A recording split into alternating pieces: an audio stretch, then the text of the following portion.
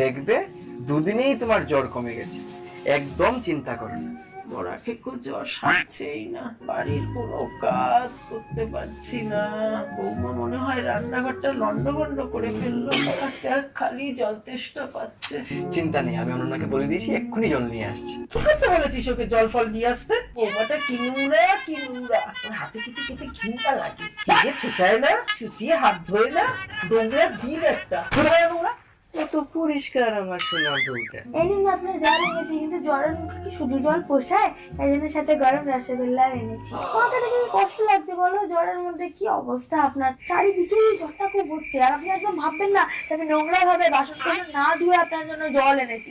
এত নোংরা আমাদের ভাববেন না, এইটুকু সেন্স আমারও আছে। এই নিন, জল তেষ্টা পেয়েছে, খান।